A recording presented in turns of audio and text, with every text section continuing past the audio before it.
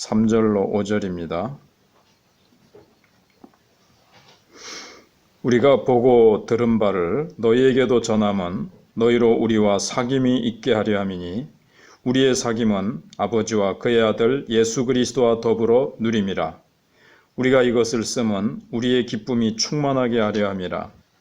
우리가 그에게서 듣고 너희에게 전하는 소식은 이것이니 곧 하나님은 빛이시라. 그에게는 어둠이 조금도 없으시다는 것이니라. 아멘. 사도 요한이 보고 듣고 만지고 주님께 받은 그것을 복음을 너희들에게도 전하는 것은 우리와 사귐이 있게 하려 함이다 하는 겁니다. 서로 사귀고 또 서로 연합해서 특별히 여기 또 더불어 누림이라, 예수 그리스도와 더불어 누림이라, 우리가 서로 하나가 돼서 참된 영적인 연합을 이루어야 된다는 것을 말합니다. 특별히 우리가 하나님과 또 사도들과 성도들과 함께 사귀고 누리기 위해서는 이제 두 가지가 이제 있는 거죠. 이단의 가르침을 받을 것이냐, 물론 그것은 안 되는 거지만 이단의 가르침이냐, 사도들의 전해준 바를 받아들일 것이냐. 사도들은 보고 듣고 만지고 체험한 증인들의 말씀을 우리가 받아들이게 되는 것이고, 이것은 이제 사실인 거죠. 실제 일어난 일이고, 이단들은 그 당시에 유명한 그 이단의 앞잡이가 켈렌수스라는 사람인데, 그 사람들은 예수님을 보지도 못했고 만지지도 못했고 예수님하고 만난 적이 없는 사람입니다. 상상 속에서 그냥 머릿속으로 자기네들이 만들어낸 복음도 아닌 이제 거짓 교리죠. 어느 것을 받아들일 것이냐 하는 겁니다.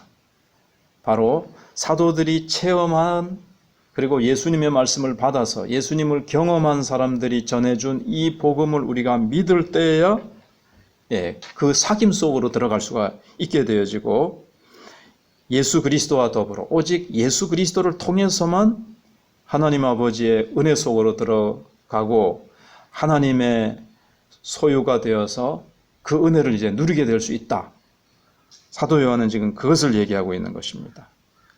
그리고 4절에 우리가 이것을 쓰면 우리의 기쁨이 충만하게 하려 함이라. 요한복음에는 왜 이 말씀을 썼는가? 그러니까 요한복음을 기록한 목적이 요한복음 20장에 나와 있죠. 그리스도가 생명이시고 그를 믿어 영생을 얻게 하려 함이라. 그런데 요한일서는 나중에 5장에도 나옵니다마는 확신이죠. 너희 속에 영생이 있음을 알게 하려 함이라. 요한복음은 영생을 얻게 하려 함이고, 요한일서는 이제 막 이단들이나 거짓 교리와 그런 거짓 교사들의 공격이 막 심해지고 그런 가운데서 이제 막 흔들릴 수 있는데, 흔들리지 말고 예수 그리스도를 너희들이 믿었고 우리가 전해준 이 실제적인 참된 복음을 너희들이 받았기 때문에 너희들에게는 이미 영생을 소유하고 있다. 또 다시 이상한 그룹에 가서 또 성경 말씀 말고 이 복음 말고 또 특별한 지식을 너희들이 들어야 구원에 이른다고 하는 이단의 속임에 너희들이 넘어가지 마라. 이렇게 얘기를 하고 있는 겁니다. 그래서 이제 전체적으로 사도 요한이 얘기하는 것이 그것입니다. 그리고 우리가 이것을 쓰면 우리의 기쁨이 충만하게 하려 함이라. 우리의 기쁨이 충만하다는 것은 이제 우리가 전해준 것을 너희들이 받아서 우리와 함께 사귀면서 너희들이 우리가 전해준 그 복음을 듣고 구원이 확신하게 알게 되어지고 확신 가운데 거하고 확신이 점점 자라가고, 그 다음에 예수님을 점점 더 예수님과 더불어 누리는 그 은혜에서 더 누리게 되는 거죠. 여기 예수 그리스도와 더불어 누림이라 그랬는데 너희들이 점점 더 누리는 거. 그 다음에 요한 2서에 보시면 자녀들아 너희들이 진리 가운데 행한다는 것을 우리가 듣는 것보다 더 큰 기쁨이 없다. 이런 말을 하지 않습니까? 그래서 우리가 이것을 쓰는 것은 우리의 기쁨이 충만하다 그랬는데 바로 너희들의 기쁨이 자라갈수록 우리가 그걸 보고 이제 기뻐한다는 거죠. 요한의 복음을 전해준 복음을 듣고 우리가 영생을 얻었구나. 그 확신이 분명하게 흔들리지 않고 뿌리를 내리고 뿌리 가운데서 점점 확신 가운데서 어떠한 이단의 가르침이나 환난이나 핍박 가운데 흔들리지 않냐고 영생을 얻은 그 기쁨 가운데서 충만히 자라고 또 요한이 전해준 그 진리의 말씀에서 점점 더 자라고 진리 가운데 행하고 은혜 가운데 행하면서 주님을 점점 더 닮아가고 그 연합 속에서 더 막 은혜를 누리고 하는 것을 보면서 이제 기뻐하게 된다 하는 것입니다. 그런데 이 하나됨은 하나님의 가족 안에서의 그 하나됨이고요. 그 다음에 중요한 것은 이 기쁨이 충만해지기 위해서는 그 토대가 무엇이냐 하면은 바로 예수님의 십자가의 희생입니다. 그 희생이 없이는 결코 사도들과 그 사도들이 전해준서 믿게 된 성도들과의 그 교회의 연합, 교회 안에서의 그 연합이 이루어질 수가 없고 서로 사귀면서 그 안에서 누리는 그 기쁨, 그러니까는 교회의 기쁨의 기초는 예수 그리스도의 십자가의 희생이라는 겁니다. 그것을 또 뒤에 가면 이제 사도 요한이 얘기를 합니다만 이 속에 지금 담겨져 있습니다. 예수님의 그 십자가의 보혈을 흘려주시는 피가 없었더라면 그들은 우리는 그 기쁨을 누릴 수가 없었을 것이고, 그러면 이제 이 기쁨의 성격 특징은 우리가 잘 아는 대로 결코 불멸하는 기쁨입니다. 이 땅에서 잠시 있다가 없어지는 행복이 아니라 이 기쁨은 참된 기쁨이요. 예수님께서 십자가 지시기 몇 시간 전에 다락방에서 제자들에게 계속 이 기쁨을 3번 얘기하셨는데 그 기쁨, 그 평안과 같은 성격의 것인데 그 기쁨, 그 기쁨이 충만하게 하려 함이라는 겁니다. 세상이 빼앗아갈 수 없는 충만한 기쁨을 얘기하는 겁니다. 그리고 또 한 가지는 아무리 퍼내도 마르지 않는 기쁨을 얘기하는 겁니다. 왜냐하면 예수님의 보혈 위에 세워진 기쁨이기 때문에, 예수님의 보혈의 샘에 파이프를 묻은 기쁨이기 때문에 예수님의 보혈의 능력과 그 효력은 다함이 없고 무궁무진하고 그 보혈의 능력 속에서 주어지는 기쁨은 이 세상 환경과 조건과 상관없는 절대적인 기쁨이기 때문에 여기 나타나는 기쁨은 바로 그 기쁨을 얘기하고 있습니다. 그래서 사도 요한이 바로 이것을 얘기하고 있습니다.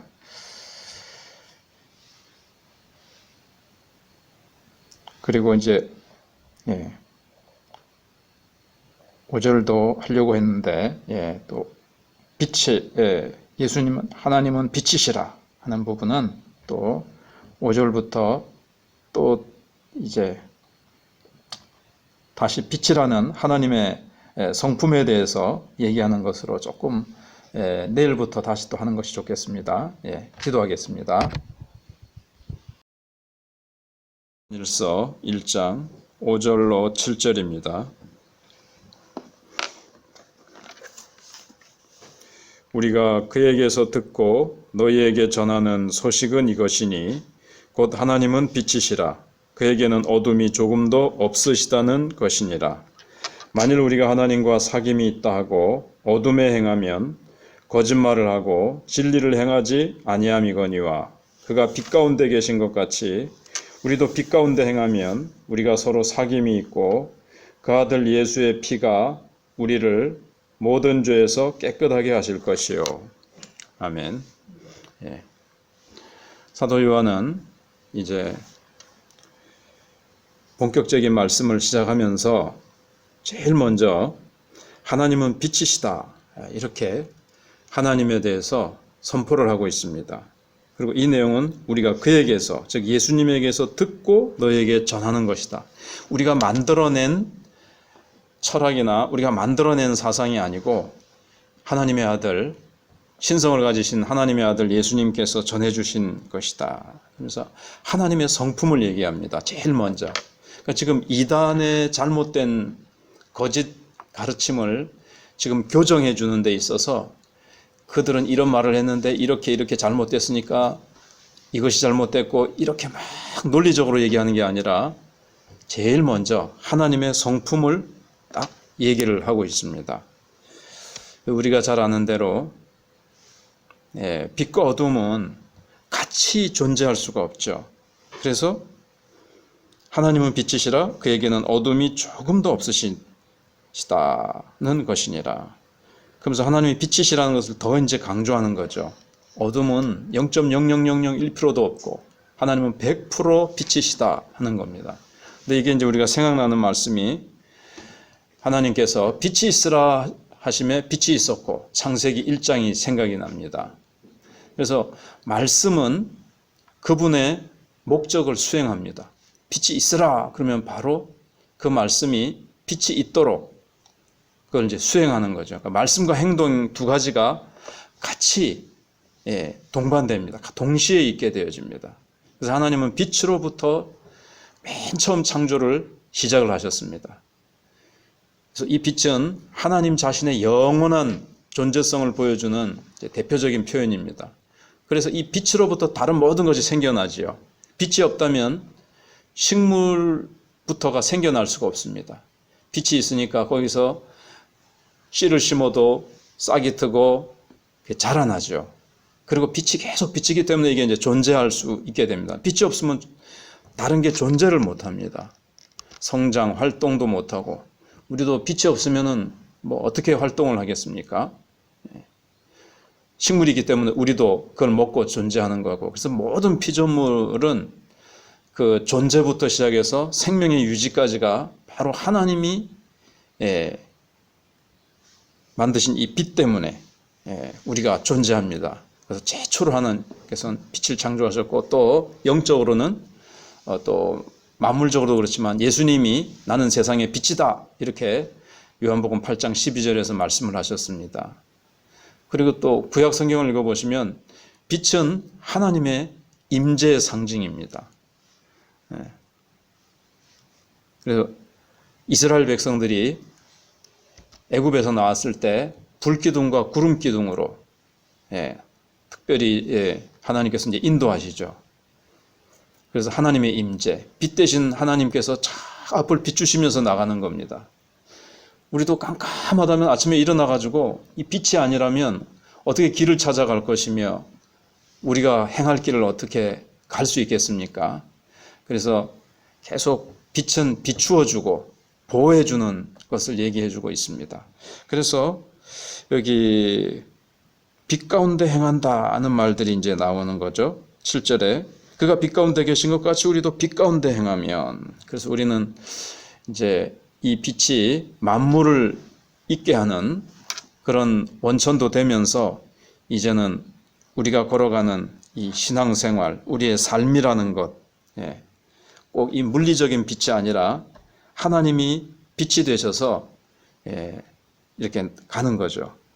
그 하나님 이제 빛이라 그러셨는데 100% 어둠이 없으시다, 조금도 없으시다, 이 말은 완전 무결한 하나님의 그 도덕적인 의, 하나님은 뭐 거짓말이라든가 미워한다든가 악의를 가지고는 있는 것들은 전혀 없고 흠없는 거룩함을 보여주고 있습니다. 그래서 하박국서 1장 13절에도 주께서는 눈이 정결하심으로 악을 참아보지 못하시며 패역을 참아보지 못하시거늘, 죄라는 것, 어두움이라는 것, 이런 거는 눈꽃만큼도 하나님 앞에서는 용납이 안 되고 하나님은 그것을 그냥 넘기시지 않을 만큼 않으시는 그런 절대적으로 완벽한 의와 도덕성을 가지고 계신 분이십니다. 그리고 하나님은 그 빛이 전혀 하나님은 어떤 죄에 물들거나 죄에 오염되실 수 없는 분이라는 뜻이죠. 어둠이 조금도 없으시다는 것이 바로 그런 뜻이고요. 하나님의 말씀 속에는 오류라는 것이 있을 수가 없죠. 실수가 있을 수가 없고 오류가 전혀 없으십니다. 하나님은 완벽한 진리이시고 악이 설 자리가 없는 거죠. 하나님은 선하시기 때문에. 여기 어둠이, 여기서 이제 어둠은 물론 모든 죄겠지만 특별히 여기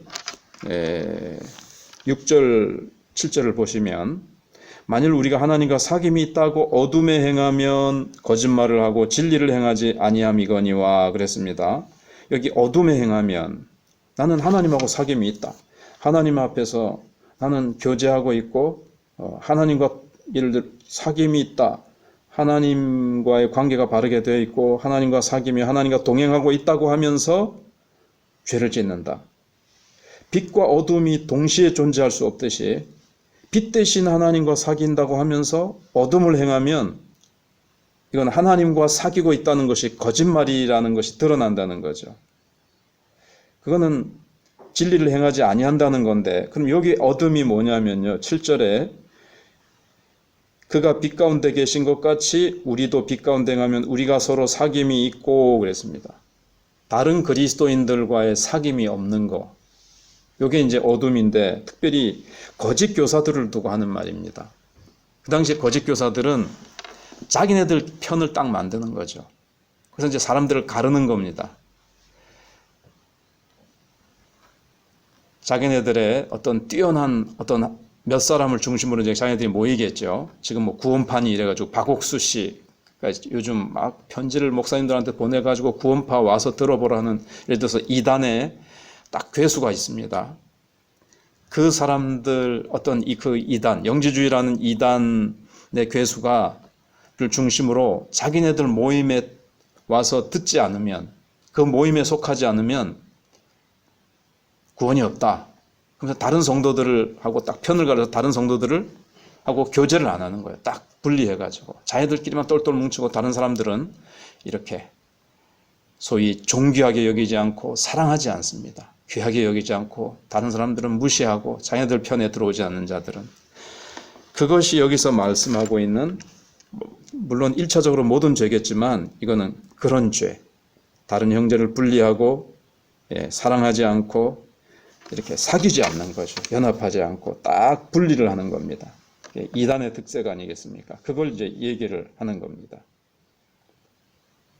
그 사람은 빛 가운데 거하고 있는 게 아니에요. 하나님과 사귐이 있는 사람이 아니라는 것을 너희가 알아라. 그래서 지금 이 말씀이 다 그냥 이렇게 읽으면 뭐 그냥도 뜻이 어느 정도 이해가 되지만 사도 요한이 왜 이 말을 했는지를 이제 깊이 알려면 이제 바로 그런 배경이 있다는 겁니다.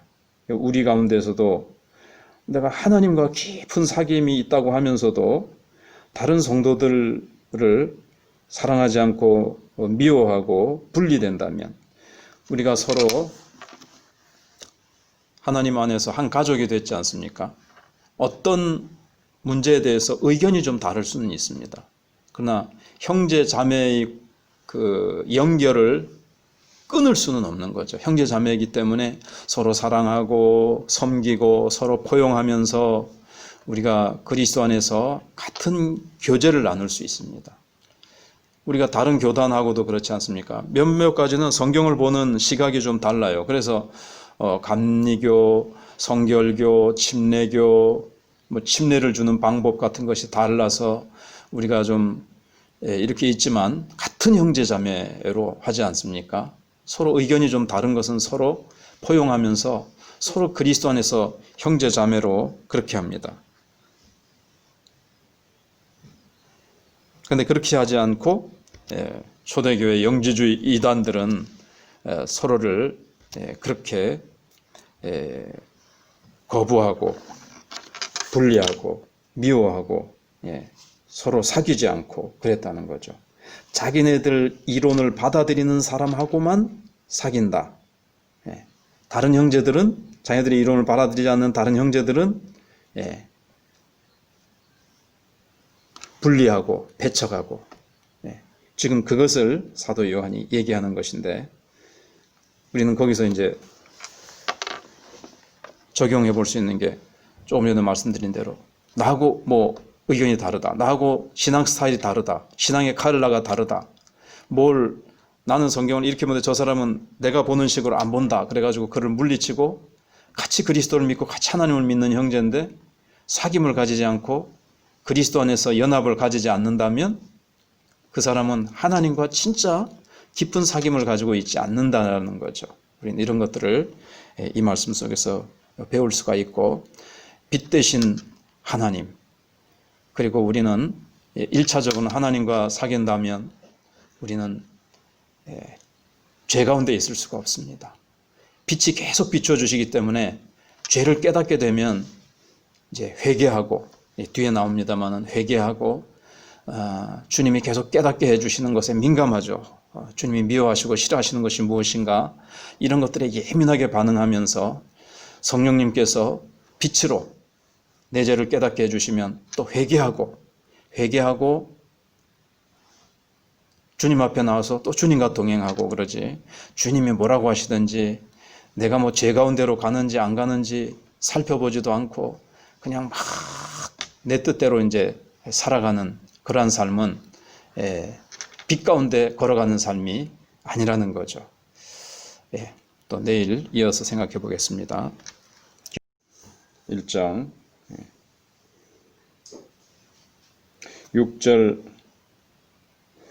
6절부터 9절까지 보겠습니다.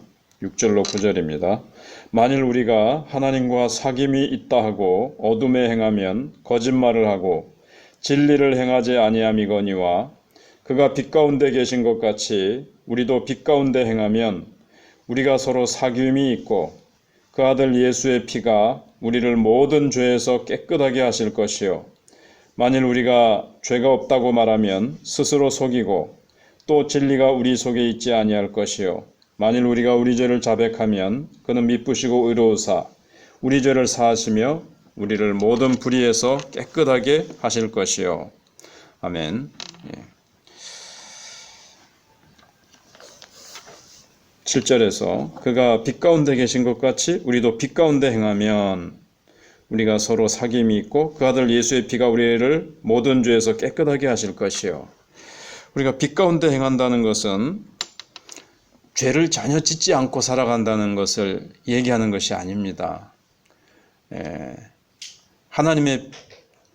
하나님과 이렇게 동행하다 보면 하나님의 빛이시니까 내 죄가 이제 오히려 밝히 드러나죠. 내가 죄를 짓는 게 이제 표시가 나죠. 어두운 가운데 걸어가면 뭐 죄를 짓는지 죄가 죄인 줄도 모르고 그냥 걸어가지만 빛 대신 주님과 동행하면 죄를 지으면 이게 오히려 더 표시가 납니다. 그럼 그때 우리가 이 죄를 깨끗하게 해주신다는 약속을 의지하고 예수님의 피를, 여기 보면 그 아들 예수의 피가 우리를 모든 죄에서 깨끗하게 하실 것이요 그랬습니다. 예수님의 피를 힘입고 죄를 고백하는 겁니다. 그래서 그 죄를 또 씻고 그러면서 또 동행하는 거죠. 그러니까 주님과 동행하는데 방해되는 게 죄입니다. 그런데 그 죄를 위한 해결을 하나님께서 마련해 놓으셨어요. 바로 하나님의 아들 예수님의 피입니다. 그런데 우리는 이제 죄를 범할 때 보통 같은 죄를 많이 반복해서 범하죠. 그 부분이 약해서. 그래서 끊임없이 나를 따라다니는 그 죄, 그래서 그 죄로 인해서 우리가 이제 자괴감이 듭니다. 나는 이게 안 되는구나. 나는 왜 이럴까? 그러면서 주님 앞에 거듭 용서받기 위해서 나가는 것이 이제 아이고 나가 진짜 체면이 있지. 그렇게 했는데도 참 주님 앞에 다시 나아갈 엄두를 잘 못 내는 거예요. 신앙이 약할수록. 그러면 주님과 동행하는 기쁨이 거기서 잃어버려지게 됩니다.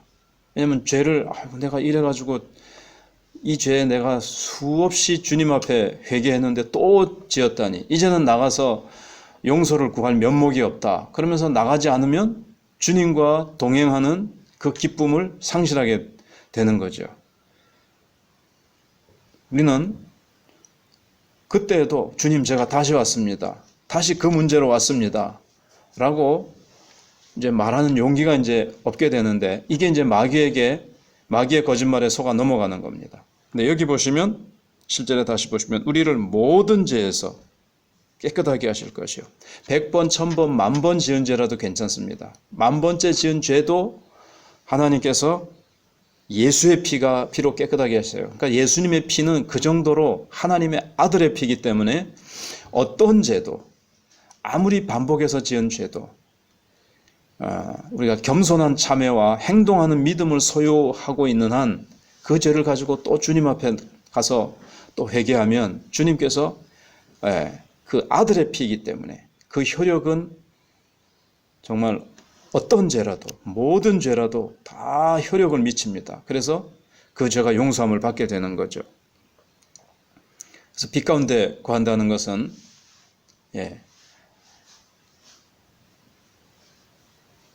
오히려 하나님과 걸어가면서 죄에 대해서 더 민감해지게 되는 겁니다. 밝은 빛이 비치니까 전에는 죄인지도 모르고 행했던 나의 그 행함이 빛 가운데서 아이고 또 내가 이러면 안 되지. 이렇게 하면 하나님이 기뻐하시지 않겠구나 하면서 더 죄에 대해서 민감해지고 다른 그리스도인과의 사귐도 이 안에 이제 포함된다고 이제 며칠 생각을 해봤습니다. 다른 그리스도인과의 사귐도 방해하는 이 죄에 대해서 더 이렇게 되면 저 형제가 참 힘들 텐데 상처받을 텐데 이렇게 하면은 성도의 교제에 이게 덕이 안 되는데 이제 이런 게 점점 더 이제 민감해지게 됩니다. 그러면서 예수님의 피를 더 이제 필요로 할 수밖에 없고 예수님의 피를 더 이제 의지할 수밖에 없는 겁니다. 왜냐하면 우리의 모든 죄를 사하시고 제거하시기 위해서 생명을 내어주신 예수님.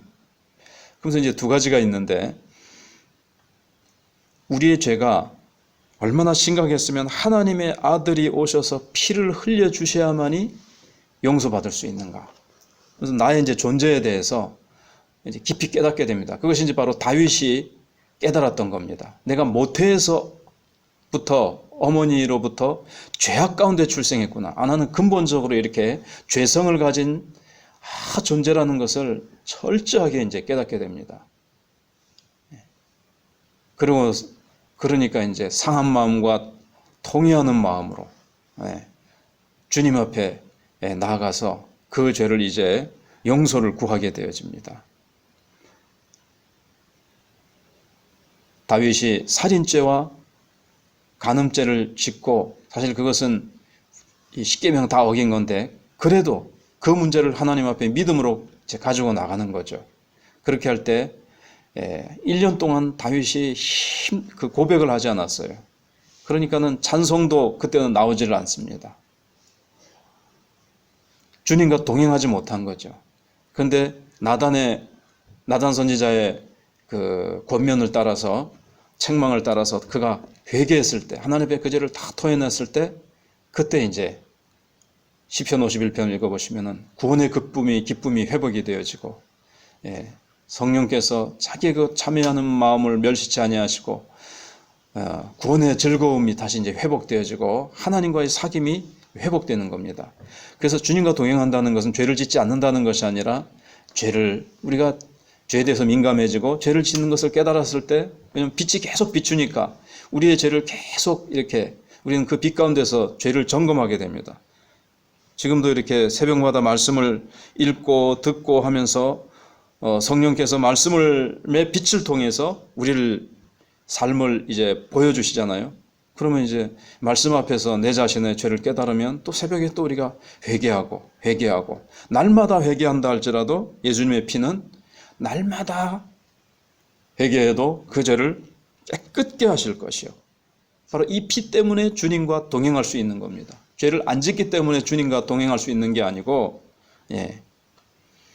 아유, 피가 있으니까 마음껏 죄 짓자. 이거는 또 아니죠. 그래서 일단은 죄가 심각하다는 것, 내 죄가 얼마나 심각하고 주님과의 동행을 주님의 마음을 아프게 해드리는 것이고, 이게 주님과 동행을 방해하기 때문에 하나님의 아들 예수님이 오셔서 죽으셔야만 될 정도로 이 죄가 얼마나 심각한가를 깨닫고, 그러나 동시에 아무리 우리의 죄가 크다 할지라도, 아무리 반복해서 이 죄를 짓는다 할지라도 예수님의 피가 있기 때문에 그 피를 의지해서 고백하면 주님께서 또 깨끗하게 해주시고 또 깨끗하게 해주시고, 그러면서 우리는 주님과 계속 동행하는 겁니다. 그러면서 이제 점점 깨끗해지는 거죠. 점점 단번에 깨끗해지는 것이 아니라, 우리는 이 나를 괴롭히던 반복되는 죄가 자꾸 거기서 탈피하게 되고, 거기서 점점 이제 씻어지면서 주님과 더 힘있게 동행하게 되어지고,